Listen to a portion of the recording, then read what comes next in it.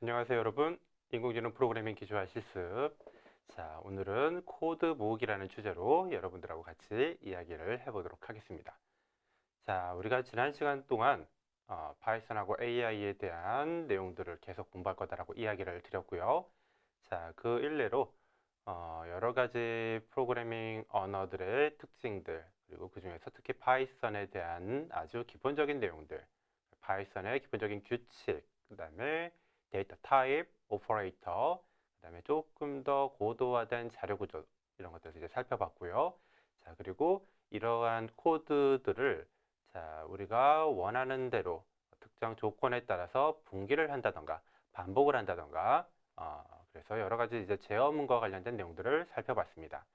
자, 오늘은 자, 이렇게 작성한 우리가 특정 목적을 위해서 작성한 어떠한 그 코드의 단위를 하나로 모아서 사용할 수 있는 또는 다른 사람에게 전달을 해준다던가 또는 기존에 만들었던 코드를 재활용할 수 있는 그런 아주 기본적인 프로그래밍 언어의 어떤 기능에 대해서 살펴보도록 할 거예요.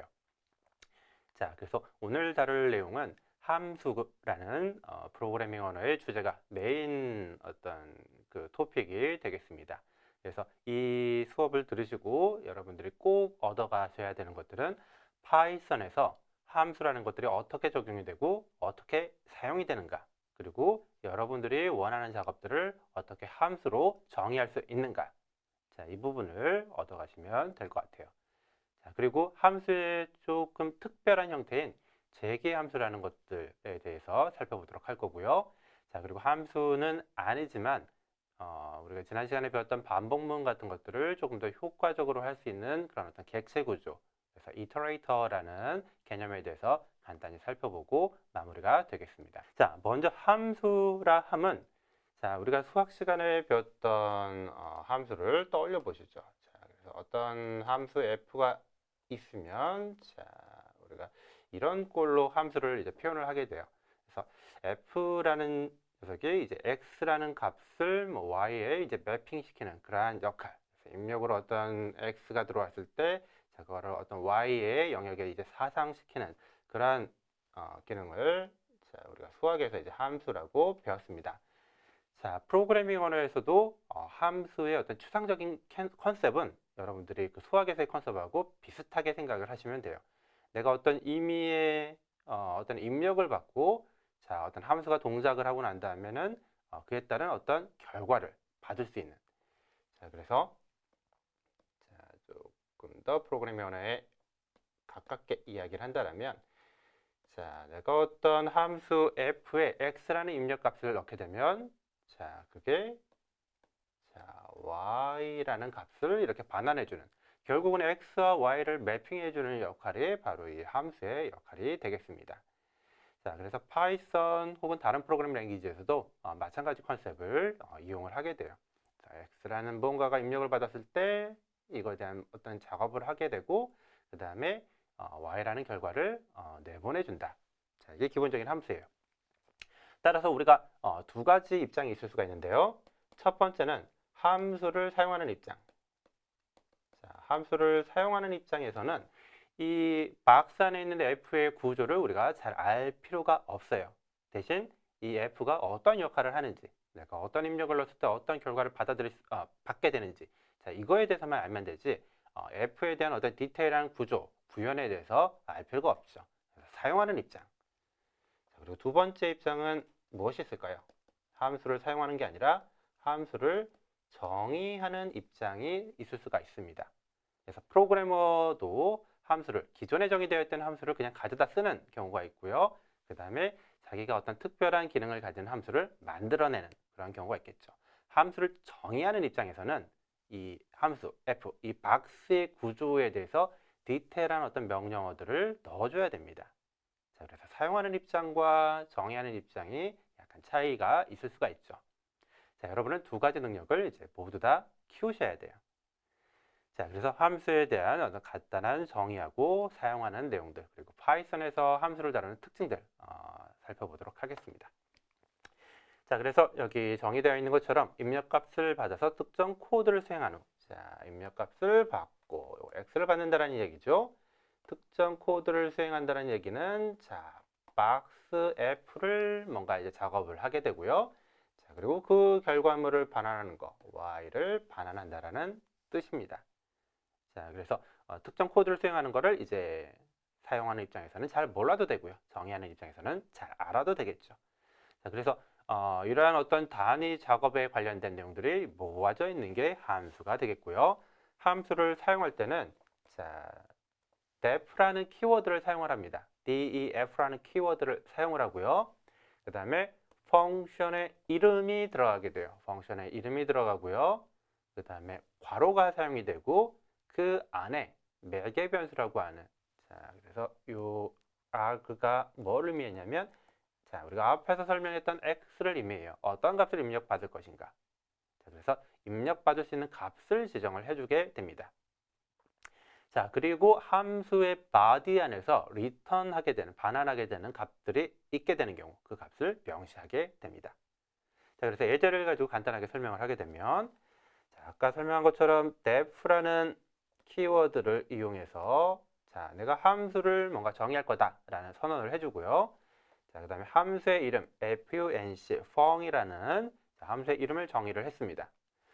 자, 그리고 괄호가 쓰인다라고 했고 그 안에 매개 변수가 들어갈 수 있다라고 했는데 자, 보시면 괄호만 있고 아무런 매개 변수가 없네요. 자, 그래서 이 함수는 입력값이 없는 함수입니다. 입력값이 있을 수도 있고 없을 수도 있는데 자, 그 중에서 이 함수는 입력값이 없는 함수. 자, 그리고 콜론이 사용이 돼서 우리가 if, 그 다음에 for, while 이런 거와 마찬가지로 어떤 블럭을 표현을 해주게 돼요. 그래서 마찬가지로 들여쓰기가 이루어지고요. 이 동일한 들여쓰기의 구간은 모두 다 뭐가 되느냐? 함수의 body, 함수의 body가 돼요. 이 함수의 body가 바로 f의 내용이 되겠죠. 박스 f의 내용. 자, 그래서 f의 내용, 함수의 내용을 보게 되면 자, 코드가 두 개가 있어요. 그래서 print 펑션을 사용해서 함수입니다 라는 값을 출력하는 코드가 있고요. 자, 그리고 return이라는 문장을 이용해서 값을 반환하는 코드가 있습니다. 그래서 값을 반환하는 걸 봤더니 true를 반환하게 되네요. 자, 그래서 여기까지가 함수의 정의에 해당되는 부분이고요. 자, 함수를 정의했으니까 바로 밑에서 정의한 함수를 사용을 해 봤습니다. fung이라는 함수를 정의했으니까 마찬가지로 fung이라는 함수를 이렇게 이름을 그대로 타이핑해 가지고 사용을 하게 돼요. 자, 그래서 그 결과는 자, print 펑션이 동작을 하기 때문에 함수입니다라는 값을 출력을 해주고요. 자, 그리고 반환값으로 true를 반환을 하게 됩니다. 그러나 이 펑션의 어떤 이제 값을 우리가 입력받지 않았기 때문에 가령 내가 result라는 변수를 선언하고 자, 함수 우리가 정한 함수 fung을 호출하게 되면 자, 이 fung이 실행이 되면서 함수입니다라는 메시지가 출력이 되고요. 동시에 반환값 true가 반환이 돼서 어디에 저장이 된다? result에 저장이 되게 됩니다. 자, 이런 이제 간단한 구조를 갖게 돼요. 자, 이어서 조금 더 디테일한 내용들 살펴보도록 할게요. 우리가 앞에서 봤던 괄호 안에서 쓰이는 녀석들 매개 변수가 되겠고요. 이게 방금 전에 전 페이지에서 우리가 도시했던 x에 해당되는 녀석이다라고 이야기를 했습니다. 자, 이 x에 해당되는 녀석은 자, 0개 이상이 올 수가 있어요. 그래서 아무것도 오지 않을 수가 있고요. 여러 개가 올 수가 있습니다. 자, 그리고 마찬가지로 return 값, 반환 값 y에 해당이 되는 거죠. y는 함수의 실행 결과를 이제 반환하는 녀석이고요. 자, 함수의 실행 결과를 반환할 수도 있고요. 그 다음에 반환하지 않을 수도 있습니다. 자, 반환하지 않게 되는 경우에는 기본적으로 이제 none 값이 이제 사용을 하게 되죠. 자, 그리고 특징적인 것은 무엇이냐? C 언어, 자바 언어 같은 경우에는 함수를 정의할 때 반환값의 타입을 선언을 해주게 되어 있어요. 변수의 타입을 선언하는 거하고 똑같이 함수도 반환값의 타입이 뭔지를 지정을 하게 되어 있는데 파이썬은 어떤가요? 변수 선언할 때 타입이 필요하지 않죠. 따라서 return되는 실제 데이터의 타입에 따라서 함수의 반환 타입이 결정이 되게 됩니다. 그래서 명시적으로 정의할 필요가 없다라는 거. 알아두시면 되겠습니다. 자, 그래서 실제로 함수를 사용할 때는 우리가 정의한 함수를 똑같은 이름을 넣고 뭐 매개변수가 있으면 매개변수를 넣고 없으면 넣지 않고 이렇게 사용을 하는 첫 번째 예제를 통해서 살펴봤는데요. 조금 더 디테일하게 함수를 하나 더 정의를 해보고 그 함수를 사용해보는 샘플을 보도록 하겠습니다.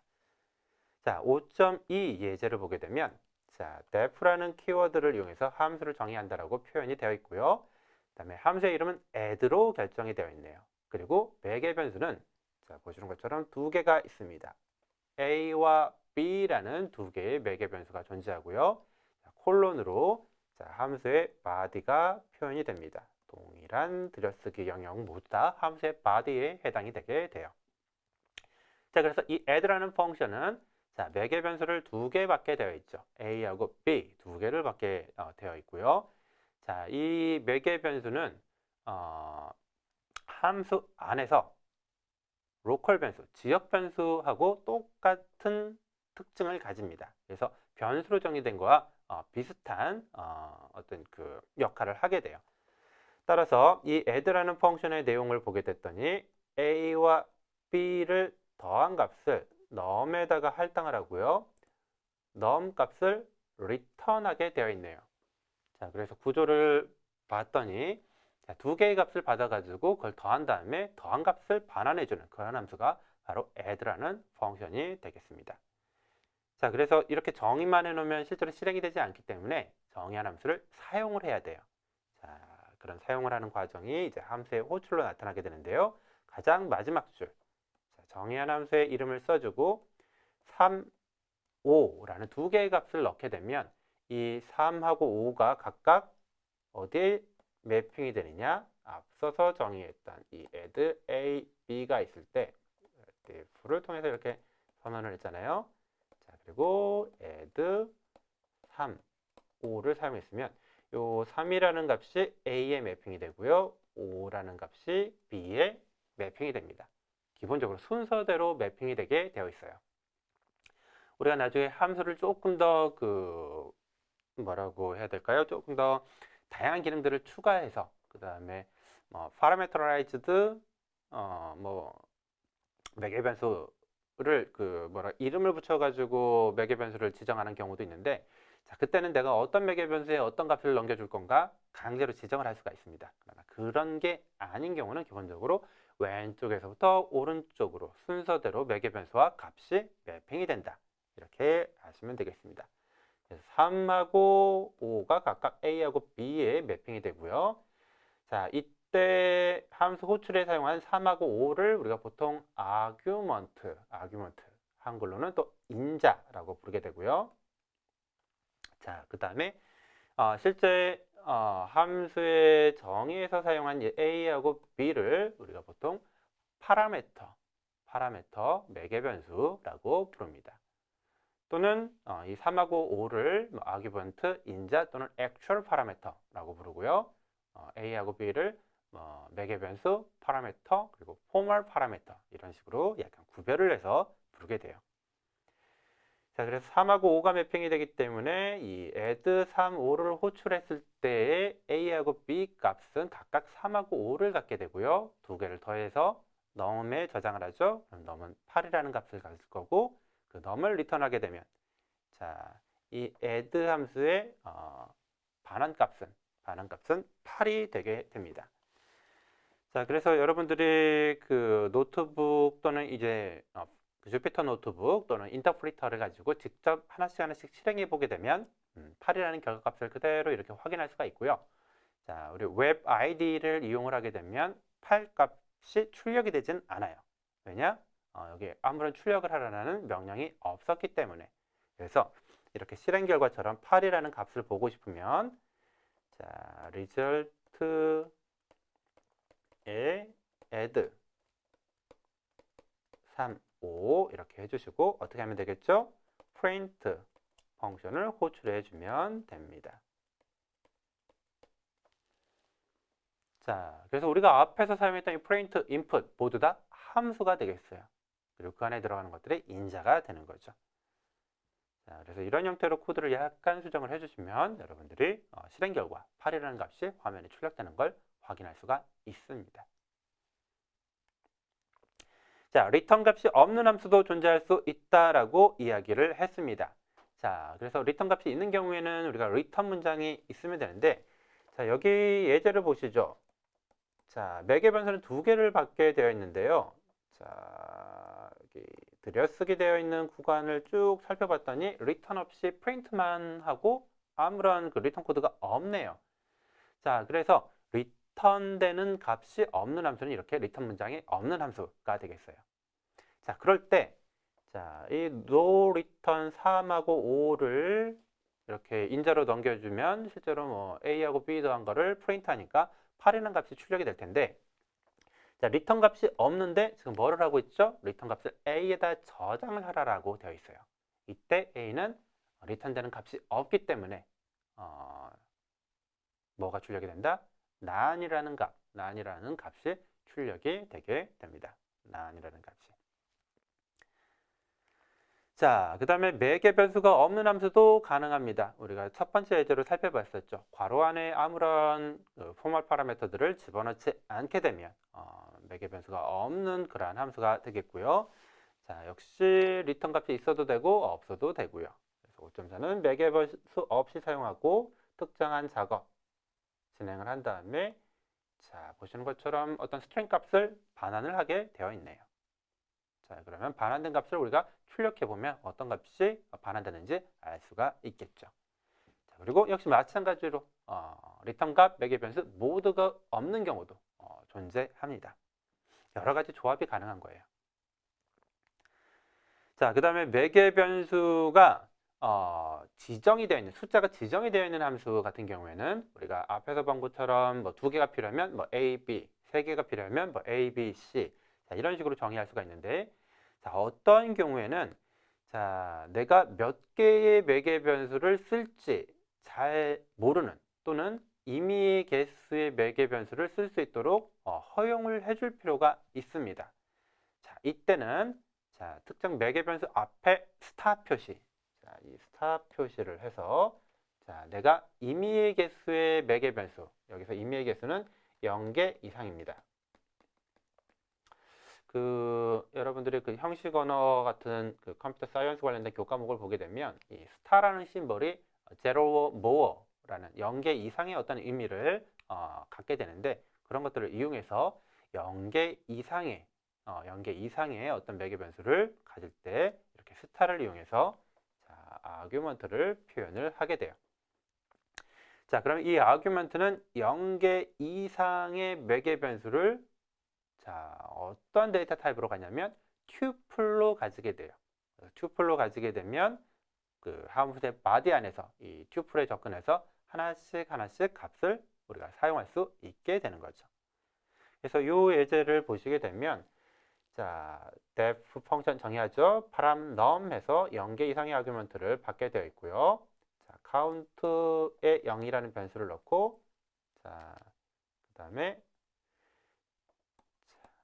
아규먼트의 타입을 출력을 해봤습니다. 아규먼트의 타입을 출력을 해보고, 그다음에 포문을 이용해서 아규먼트의 개수만큼 카운트를 계속 더하게 되네요. 카운트에다가 뭐 이렇게 1씩 더해서 몇 개의 아규먼트가 존재하는지 이렇게 확인을 하고요.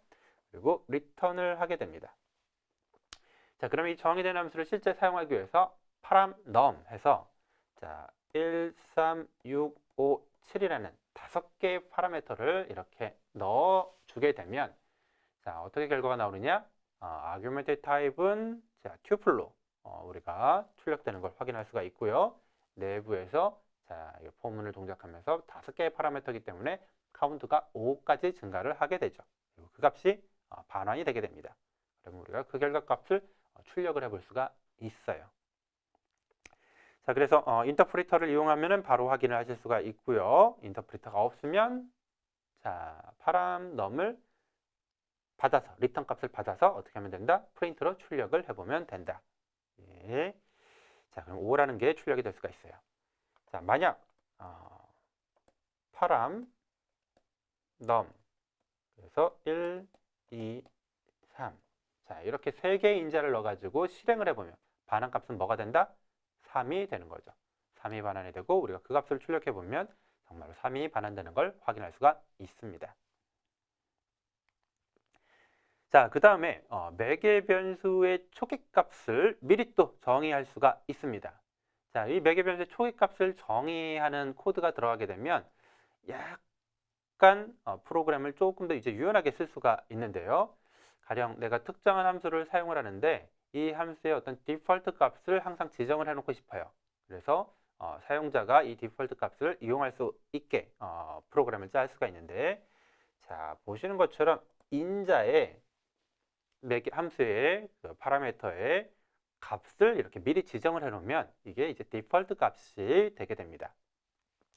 자, 그래서 원래 함수를 정의할 때 우리가 이렇게 def 쓰고 그리고 f x, y 이렇게 쓰게 되면 두 개의 파라미터가 존재하고요. 자, f를 호출할 때는 항상 두 개의 파라미터 값을 이렇게 인자로 넣어줬어야 됐습니다. 자, 그러나 이렇게 초기값을 이용하게 되면 파라미터의 개수만큼 우리가 인자의 값을 이렇게 넣어줄 수도 있고요. 또는 초기값이 있는 경우에는 자, 스킵을 할 수가 있어요. 자, 무슨 말이냐? 이렇게 A하고 B 두 개의 파라미터가 있는데 B의 초기값이 5로 세팅이 되어 있죠. 자, 그러면 함수를 호출할 때 보시는 것과 같이 initial value, initial var, 그 다음에 3이라는 값만 넣어주게 되면 자, 이 3은 누구하고 매칭이 된다? A하고 매핑이 되게 돼서 A에 전달이 되게 됩니다.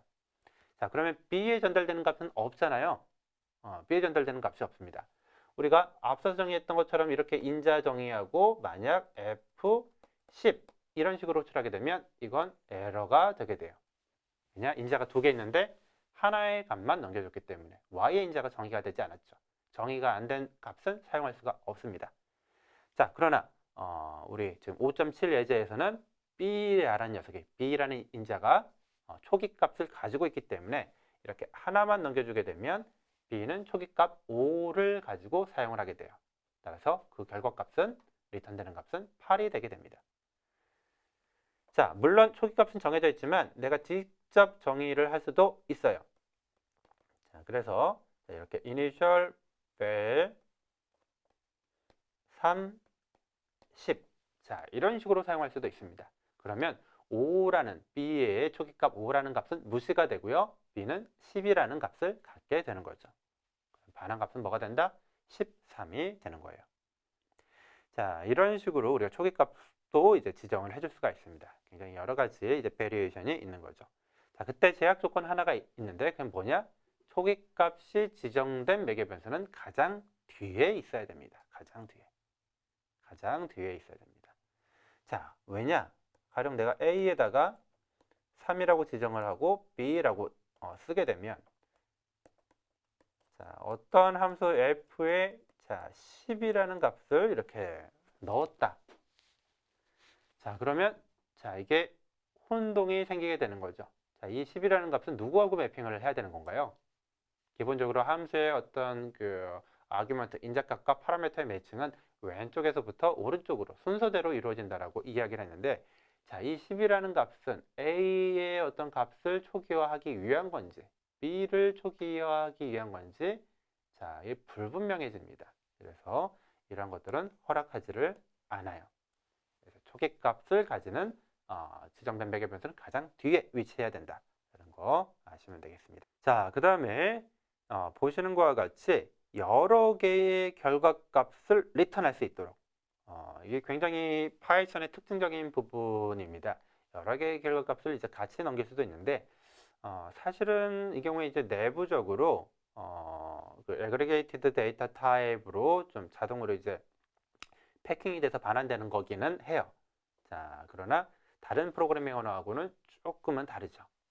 자, 그래서 이 multi-return이라는 예제를 보시게 되면 A와 B 두 개의 값을 받고 result1은 A와 B를 더한 값, result2는 A와 B를 뺀 값을 가지고 있습니다. return 어떻게 했죠? result1, result2를 하게 됩니다. 자, 그러면 뭘로 리턴을 하느냐? 이게 튜플로 패킹을 한 다음에 반환을 하게 돼요.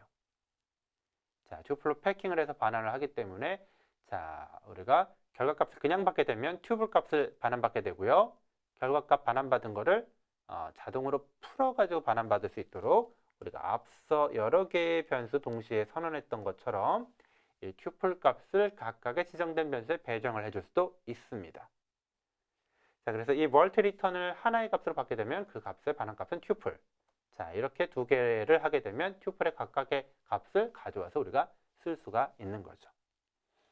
굉장히 다양한 형태로 쓸 수 있다는 거 굉장히 재미있는 특징이에요. 자, 그 다음에 함수의 마무리를 위해서 간단한 연습 문제가 있는데요. 이 내용은 여러분들이 이제 실습 시간에 같이 한번 풀어볼 수가 있겠습니다. 어렵지 않게 여러분들이 함수의 개념, 그 다음에 함수를 정의하는 방법들 아시면 될 것 같아요. 자, 그러면 이제 우리 재기함수와 나머지 이터레이터와 관련된 내용들 살펴보도록 하겠습니다. 자, 재기함수는 기본적으로 함수의 하나의 형태인데 특징이 뭐냐면, 자, 함수가 자기 자신을 호출하는 그러한 특징을 가지는 함수가 바로 재기함수가 되겠어요. 그래서 앞서 우리가 사용했던 함수는 함수를 호출하면 작업이 실행이 되고 그 다음에 반환값만 존재를 했는데, 재기함수는 함수 내부에 자기 자신을 다시 호출을 하게 됩니다. 자, 그러면 기본적으로 자기가 자기를 호출하고 자기가 자기를 호출하고 이 계속해서 무한 반복이 이루어지기 때문에 함수에서 적절한 조건을 만족하면 탈출할 수 있는 코드가 반드시 필요합니다. 만약 탈출할 수 있는 코드가 없으면 무한 반복을 하다가 파이썬 인터프리터가 특정한 어떤 그 뎁스, 호출 뎁스를 넘어가는 순간 강제로 종료를 시키게 돼요. 자, 그래서 그런 일이 일어나지 않도록 이 재기함수를 이용을 하게 되면 이 탈출 코드 조건에 맞아서 이렇게 더 이상 재기 호출을 안 할 수 있는 코드가 반드시 들어가야 되고요. 자, 이 재기함수를 이용하는 이유는 뭐냐? 자, 특정 알고리즘은 이 재기함수, 자기가 자신을 호출하는 그런 코드를 이용하게 되면 아주 간단하게 구현을 할 수가 있습니다. 자, 재기함수의 기본적인 특징은 어떠한 작업이 계속해서 반복적으로 이루어진다라는 그러한 컨셉을 가지고 있고요. 이거는 그 반복문하고 굉장히 그 유사한 특징을 가지고 있어요. 반복문에서도 반복이죠. 재기 호출도 자기의 코드가 반복해서 이루어지게 되는데, 반복문에서는 어떤 그 반복에 따른 어떤 값의 변화들을 그 반복문 안에서 계속 관리를 해줘야 되지만, 재기함수는 그러한 작업이 필요가 없는 일이 많습니다. 그래서 코드의 구조가 굉장히 심플해지는 경우가 있어요. 이거는 나중에 여러분들이 재기함수를 기반으로 하는 알고리즘을 살펴보시면서 그 특징을 더 확인하실 수가 있을 거예요. 자, 아무튼 기본적인 구조는 함수의 정의 구조와 똑같고요. 자, if n이 0보다 크면 print n을 해주고 다시 recursive n-1을 통해서 n 값을 줄여서 다시 자기 자신을 호출하는 그러한 내용이 있습니다. 자, 그래서 n이 0보다 큰 경우에만 재기 호출을 계속 하게 되고요. n이 0보다 작아지는 경우에는 더 이상의 호출은 생기지 않게 되죠. 자, 그래서 이 함수의 호출 구조는 자, 보시는 것처럼 n이 5라는 값을 지정을 해서 recursive라는 펑션을 호출하게 되면, 자, n이 5일 때 호출이 이루어지게 되고요. 그 다음에 n이 0보다 크니까 프린트 문을 출력하고 recursive 4, n-1, 4를 호출하게 됩니다. 다시 이걸 계속 반복을 하면서 4, 3, 2, 1까지 반복을 하게 되고, 자, recursive n-1을 호출하게 되죠. 그러면 recursive 0이 호출하게 되는데요. 자, 그때 자, 이 조건문을 만족하지 못하기 때문에 더 이상의 반복 호출은 일어나지 않고 거기서 자신을 호출하는 함수로 반환이 이루어지게 됩니다. 그래서 구조를 보게 되면, 자, 좀 줄여가지고 쓸게요. 자, recursive 5를 호출하게 되면, 자, recursive 4를 다시 호출하게 되고요. 자, 다시 recursive 3을 호출하게 됩니다. 자, 그리고 이 과정이 어디까지 이루어지게 되냐면, recursive 1 다음에 recursive 0까지 호출이 이루어지게 돼요. 0까지 호출이 될 때 어디서 문제가 생긴다? n이 0보다 크다라는 조건을 만족하지 못하기 때문에 프린트문이 호출되는 게 아니고, 그 다음에 recursive 함수의 호출이 이루어지는 게 아니고 어떻게 됩니까? 그대로 이 품은 밑으로 내려오게 되는데 더 이상의 코드가 없죠. 여기서 함수가 종료가 되게 돼요. 더 이상 호출이 이루어지지 않고 반환이 이루어지게 되죠. 자기로 호출한 함수로 다시 반환이 되게 됩니다. 자, 요 위치로 반환이 되게 되는 거예요. 요 위치. 자, 그러면 리커시브 1 값을 가지고 호출했던 함수도 자, 이 밑을 실행을 하려고 봤더니 코드가 없죠. 그러면 종료돼서 반환이 또 되게 되는 거고요. 이 과정이 계속해서 자, 이루어져서 최종적으로 어디까지 오게 되느냐? 리커시브 5를 호출한 시점까지 오게 됩니다. 자, 여기까지 오게 되는 거죠. 그리고 프로그램이 종료되게 되는 거예요. 결과값은 자, 5, 4, 3, 2, 1이 출력이 되는 거죠. 자, 이런 형태로 이제 호출이 일어나게 되고요. 자, 해당 내용들을 조금 더 이제 디테일하게 설명한 페이지가 되겠습니다. 호출이 이루어지고 나면 그리고 끝나게 되면 자신을 호출한 코드에 대해서 반환을 하게 된다는 거 아시면 되겠고요. 자, 여기 요 5.10 예제는 조금 내용이 바뀌었어요. 그래서 리커시브 호출을 먼저 하고 프린트를 나중에 하기 때문에 자, 값의 출력은 어떻게 됩니까? 9번 예제와 다르게 1, 2, 3, 4, 5가 출력이 되게 되는 거죠. 자, 두 개를 비교해 보는 거 굉장히 재미가 있을 거예요. 한 번씩 해보시고요. 자, 함수의 호출 구조가 처음 해보시는 분들은 약간 잘 이해가 안 될 수가 있어요. 이해가 안 될 수가 있기 때문에 재기 함수를 호출할 때는 어떤 과정을 거쳐서 호출이 된다라는 것을 잘 이해하실 필요가 있고요. 알고리즘이 굉장히 간단하게 구현이 된다고 하는데 이건 나중에 이제 기회가 있을 때 한번 설명을 드리도록 하겠습니다. 또는 이제 실습 시간에 이터레이티브 방식과 리커시브 콜 방식을 이제 비교해서 설명을 드릴 수도 있을 거예요. 자, 근데 그때 이제 문제점이 있는데 자, 여기 좀 두 가지가 있죠. 하나는 재기 호출의 배수가 파이썬에서 기본적으로 1000회로 정의가 되어 있습니다. 그래서 1000번이 넘는 재기 호출은 기본적으로 허가를 안 해줘요. 따라서 만약 내가 1000번 이상을 재기 호출을 하고 싶다. 자, 그럼 무슨 일이 필요하느냐? 특정한 코드를 더 넣어줘야 돼요. 내가 1000번 이상을 재기 호출을 할 것이다 라는 그런 코드가 들어가야 됩니다. 자, 그 다음에 두 번째로 이 재기 호출은 기본적으로 함수의 호출, 함수의 반환 이런 과정이 있기 때문에 함수의 body, 실제 함수의 내용을 처리하는 것 외에 추가적인 오버헤드가 존재해요. 따라서 반복문을 가지고 어떤 반복 처리를 하는 것보다 재기 호출을 가지고 반복 처리를 하는 게 훨씬 더 성능이 일반적으로 떨어지게 됩니다. 자, 이런 부분들을 좀 개선하기 위해서 테일 리커전 같은 좀 특수한 테크닉들을 사용을 하게 되는데 이거는 우리의 수업 내용을 조금 벗어나는 내용이기 때문에 그거는 나중에 여러분들이 관심이 있다라면 해당 내용을 찾아서 보실 수가 있어요. 내가 재기 호출을 이용해 가지고 뭔가 문제를 풀고 싶은데 속도가 잘 나질 않는다. 너무 속도가 떨어진다. 이럴 때 어떻게 이용을 하느냐? 테일 리커전이라는 그런 특수한 테크닉을 이용하게 되면 재기 호출을 쓰면서도 조금 더 빠르게 실행을 할 수가 있습니다. 자, 그리고 여기에 적혀져 있지 않지만 재기 함수를 썼을 때의 까다로운 점이 하나 있는데 그게 뭐냐? 알고리즘이 심플하다라고 이야기를 했잖아요. 자, 그런데 그 심플한 알고리즘이 어떻게 동작하는지 이해하기가 조금 어려울 수가 있습니다. 자, 그래서 반복문을 이용해서 표현이 되는 알고리즘들은 절차적인 형태로 표현이 돼서 반복이 이루어진다는 걸 우리가 쉽게 알 수가 있어요. 그래서 알고리즘이 좀 복잡하게 작성이 되더라도 하나씩 따라가면은 굉장히 그 내용을 쉽게 이해할 수가 있는데 반면에 재기 호출 알고리즘은 의외로 알고리즘의 동작 원리를 이해하는 게 쉽지가 않을 수가 있습니다. 이런 부분들을 약간 주의를 하시면 많은 도움이 될 것 같아요. 자, 그래서 대기합수를 활용해서 여러 가지 연속 문제를 다루는 그러한 예제들이 같이 이제 제시가 될 테니까 여러분들 해당 내용들도 마찬가지로 실습 시간에 한 번씩 풀어보시면 좋을 것 같습니다. 자, 5.3은 피보나치 수열, 피보나치 수열을 계산하는 그런 내용이 되겠고요. 자, 그 다음에 5.4는 우리가 방금 전에서 잠깐 설명했던 반복문하고 재기호출이 기본적으로 동일한 어떤 작업을 할 수 있다라고 이야기를 했잖아요.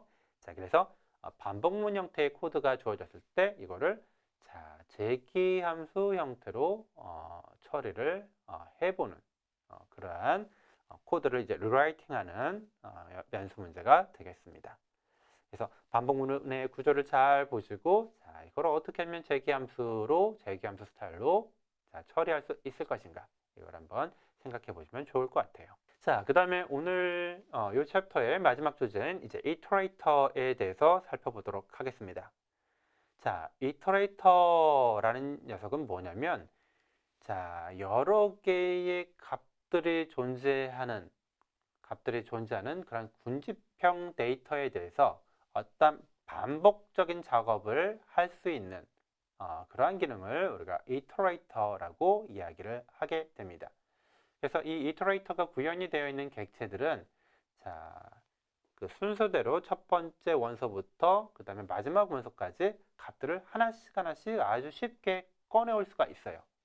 그리고 이 기능이 제공이 되면 자연스럽게 파이썬에서 여러 가지 군집형 데이터를 사용하는 모든 알고리즘과 펑션에 자연스럽게 녹아 들어갈 수가 있습니다.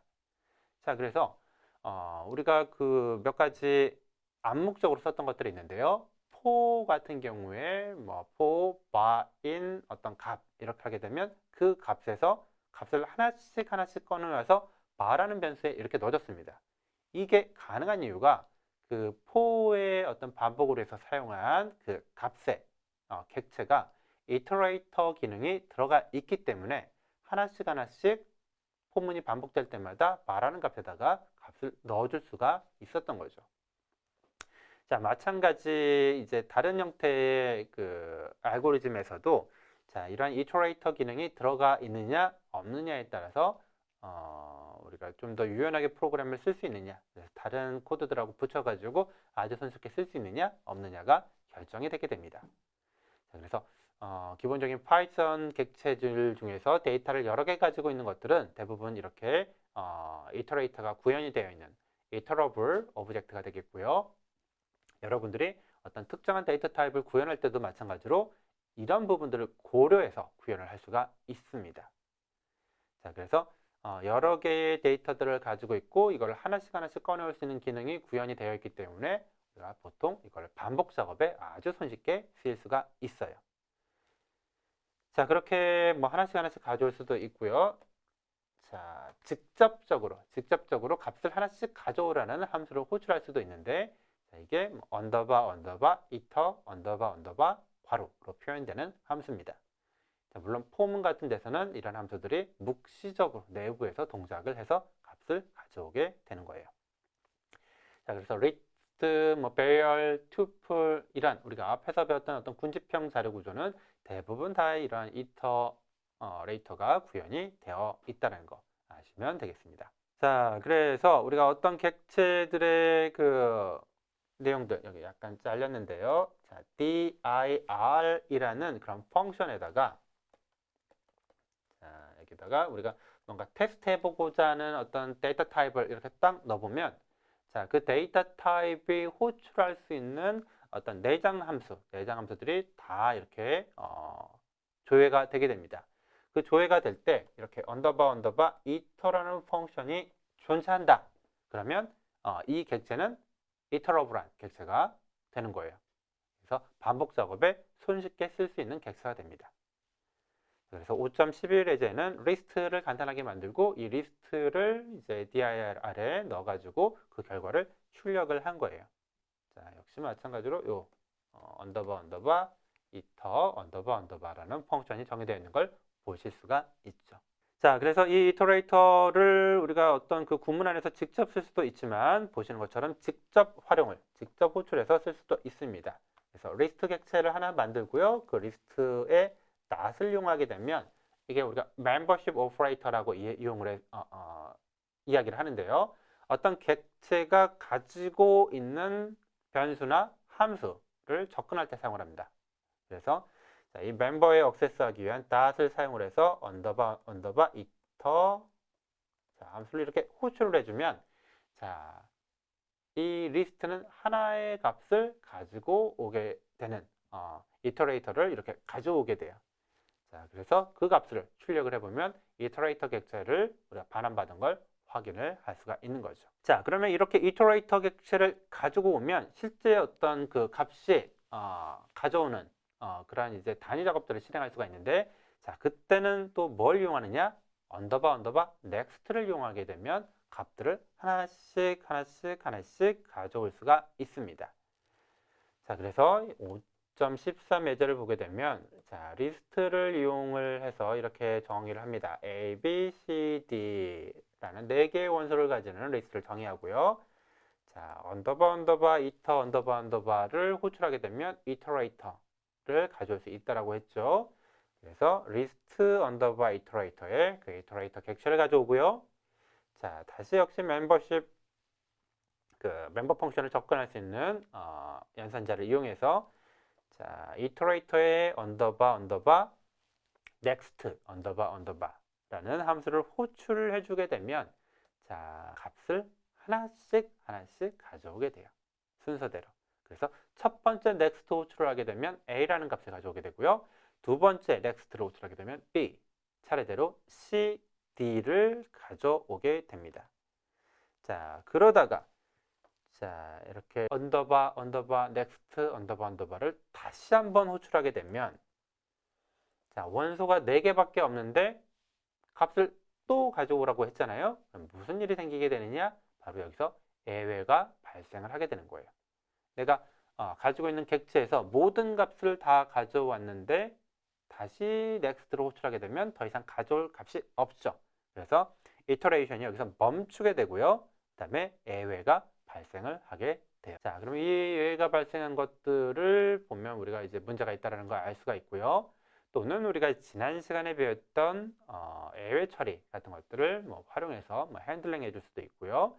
또는 자, 몇 개의 원소가 존재하는지 우리가 확인할 수가 있죠. 랭 같은 펑션을 이용해서 리스트에 이제 몇 개의 원소가 있는지를 알고 그 횟수만큼 우리가 적절하게 처리를 해줄 수가 있습니다. 자, 그래서 이런 식으로 그 내장 함수들을 사용해서 우리가 어떤 데이터들을 이렇게 처리할 수가 있고요.